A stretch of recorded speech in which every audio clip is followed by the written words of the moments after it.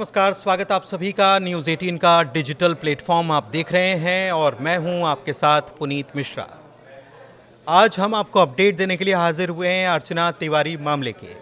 28 साल की अर्चना तिवारी, जिन्होंने पहले एलएलबी किया, फिर एलएलएम जबलपुर से किया और 3 साल वहां पर हाई कोर्ट में प्रैक्टिस की और इसके बाद इंदौर में रहकर वो सिविल जज की तैयारी कर रही थी बीते 8 महीनों से। उम्र उनकी 28 साल है। इंदौर से वो चलती हैं और उसके बाद उनको कटनी जाना था, लेकिन वहाँ पर पहुँचती नहीं। तो अर्चना तिवारी की मिसिंग मिस्ट्री क्या है, इसके बारे में आज हम बात करने वाले हैं। और ये मिसिंग मिस्ट्री या ये जो रहस्य है, ये इतना चर्चा में क्यों बन गया है, ये भी आपको हम बताने वाले हैं। दरअसल अर्चना तिवारी भी एक सामान्य परिवार से ही ताल्लुक़ रखती हैं, लेकिन ये चर्चा इतनी क्यों होने लगी है? दरअसल एक तो महिला सुरक्षा का मामला है, क्योंकि महिला अगर ट्रेन में यात्रा करती हैं तो वो कितनी सुरक्षित हैं, उससे जुड़ा हुआ मामला है, इसलिए ये मामला सुर्खियों में है। दूसरा कि वे पेशे से वकील हैं, पढ़ी लिखी हैं, एलएलएम किया हुआ है और उसके बाद उनका अचानक से लापता हो जाना, क्योंकि वो रक्षाबंधन का त्यौहार मनाने के लिए जा रही थी और वो अचानक से लापता हो गई। दूसरा बड़ा सवाल ये भी है कि एक पढ़ी लिखी महिला के साथ क्या कोई घटना हुई या फिर कुछ और हुआ है, मामला क्या है? इसके अलावा जो 4 ज़िलों की पुलिस इस मामले में इन्वॉल्व हुई है, ये मामला इस वजह से और ज़्यादा रहस्यमयी हो गया है क्योंकि ट्रेन के सफ़र का ये पूरा मामला है और इसीलिए ये ज़्यादा चर्चा में है। करीब 100 घंटे होने आए हैं, अर्चना तिवारी अभी भी लापता हैं। उनके बारे में कोई खोज खबर नहीं लग पाई है। मध्य प्रदेश के 4 ज़िलों की पुलिस इस मामले में जांच कर रही है। कौन कौन से ज़िले हैं ये आपको बता देते हैं। इंदौर की पुलिस जांच कर रही है, इसके अलावा भोपाल की पुलिस जांच कर रही है, नर्मदापुरम में भी उनको तलाशा जा रहा है, वहाँ पर भी एनडीआरएफ और पुलिस जो है वो जांच कर रही है, उनके बारे में उनको रेस्क्यू करने की कोशिश की जा रही है। ऐसा बताया जा रहा है कि रेस्क्यू अभियान चल रहा है।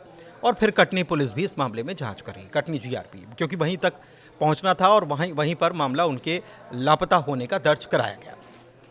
मामला थोड़ा सा समझ लेते हैं। किस ट्रेन में यात्रा कर रही थी? नर्मदा एक्सप्रेस इस ट्रेन का नाम है, जो कि इंदौर से चलती है और ये जाती है बिलासपुर तक, छत्तीसगढ़ के बिलासपुर तक जाती है। ट्रेन का नंबर है 18233 और इसमें जो एसी कोच है B3 कोच, उसमें सीट नंबर 3 पर अर्चना तिवारी सफ़र कर रही थी। उनसे जुड़े कुछ सीसीटीवी फुटेज भी सामने आए हैं। ये सीसीटीवी फुटेज उस हॉस्टल के हैं जहाँ पर अर्चना तिवारी रहती थी और जब वो वहाँ से निकल रही थी ट्रेन पकड़ने के लिए, तो उन्होंने रजिस्टर में एंट्री की थी कि वो निकल रही हैं, अपने घर जा रही हैं, कहाँ जा रही हैं, ये सारा जिक्र उसमें रहता है। तो उन्होंने बताया कि वो कटनी जा रही हैं, कब लौटेंगी, 17 तारीख उन्होंने डेट डाली थी कि 17 अगस्त को वो वापस लौट आएंगी। लेकिन इस बीच ऐसा क्या हुआ कि अर्चना तिवारी मिसिंग हो गई, यानी कि लापता हो गई? बड़ा सवाल यही है और इसी एंगल पर पुलिस जाँच कर रही है। सीसीटीवी फुटेज भी आपको दिखा रहा है, ये अगर आप ये देखेंगे तो इस तस्वीर में अब आप देखेंगे तो अब आपको इसमें नज़र आएंगी अर्चना। ये फॉर्म फिल कर रही थी, ये फॉर्म फिल हो चुका है। फॉर्म फिल करने के बाद तमाम जानकारी देने के बाद ये बाहर निकल रही हैं। इसमें वो जानकारी है कि वो आज इस तारीख को यहाँ से अपने घर कटनी जा रही है, यानी 7 तारीख की तारीख। और आपको देखिए उनकी जो रूममेट है वो भी नज़र आ रही हैं और साथ में ये पीछे बैग टांगी हुई आपको नज़र आ रही हैं। यही है अर्चना जो इस वक्त आपको टेलीविज़न स्क्रीन जो है इस पर अगर आपको देखेंगे, इस स्क्रीन पे आपको नज़र आएगा, तो ये गेट पे आपको नज़र आएंगी अर्चना तिवारी फ़ोन पे बातचीत कर रही, यानी शायद टैक्सी या जो ऑटो है उन्होंने कैब से बुक किया होगा उसका इंतज़ार कर रही होंगी, क्योंकि रक्षाबंधन का त्यौहार मनाने के लिए वो 7 तारीख को इंदौर से अपने घर कटनी जा रही थी। 7 तारीख के लगभग दोपहर 2:24 के आसपास के ये समय है और इंदौर बिलासपुर एक्सप्रेस ट्रेन जिससे वो यहाँ से गई थी, उस ट्रेन का समय भी है लगभग 4 बजे का। फिर अचानक से रहस्यमयी तरीके से वो भोपाल के बाद उस ट्रेन से गायब हो जाती हैं। अब तक उनका कोई भी सुराग नहीं लग सका है। तलाश जारी है, जांच पड़ताल चल रही है कि आखिर अर्चना कहाँ है। अब बात यह है कि समय को देख लीजिए ज़रा। समय जो ट्रेन इंदौर से चलती है, शाम करीब 4 बजे ये ट्रेन इंदौर से रवाना होती है बिलासपुर के लिए। नर्मदा एक्सप्रेस ट्रेन का नाम है।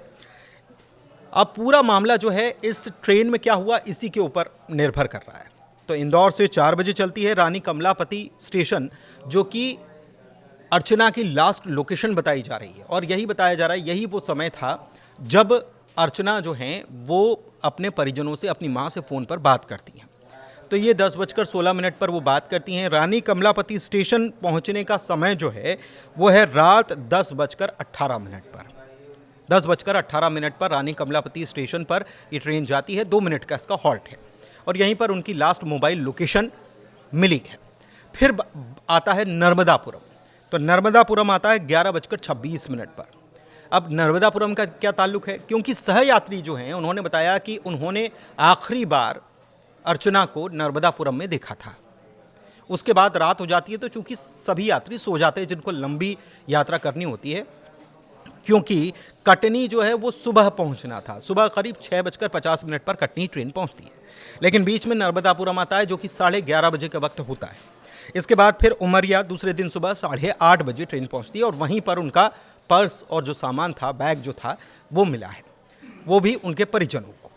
तो सवाल ये है कि ये इस दौरान हुआ क्या, क्योंकि कटनी वो पहुंची नहीं। उमरिया में उनका बैग मिला, रानी कमलापति पर लास्ट लोकेशन मिली और नर्मदापुरम में उनकी तलाश।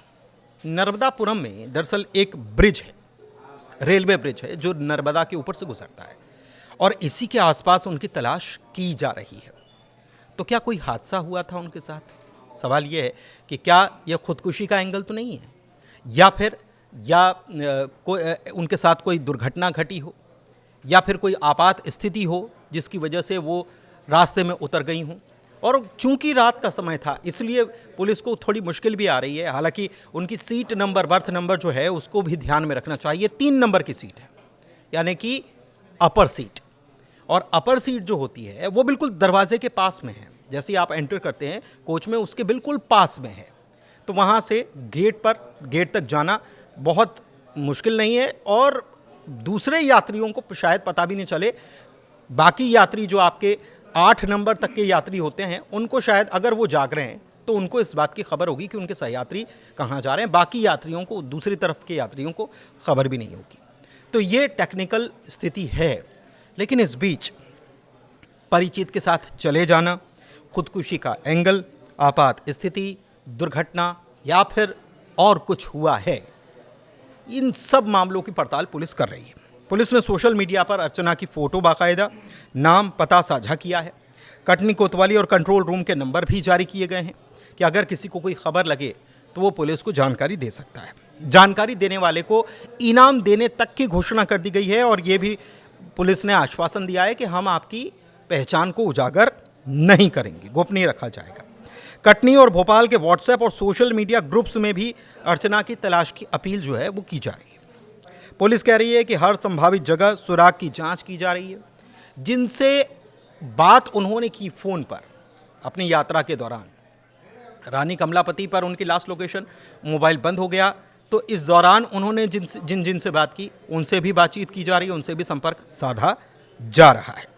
फिलहाल अर्चना का लोकेशन ट्रेस करना संभव नहीं हो पा रहा है और खोज अभियान जारी है। पुलिस का मानना है कि जल्द ही कोई सुराग या वो अर्चना तक भी पहुंच सकती हैं या उनके बारे में कोई ठोस जानकारी पुलिस को मिल सकती है। लेकिन फिलहाल अर्चना के लिए तलाश जारी है और ये मिस्ट्री अभी भी मिस्ट्री ही बनी हुई है। धन्यवाद।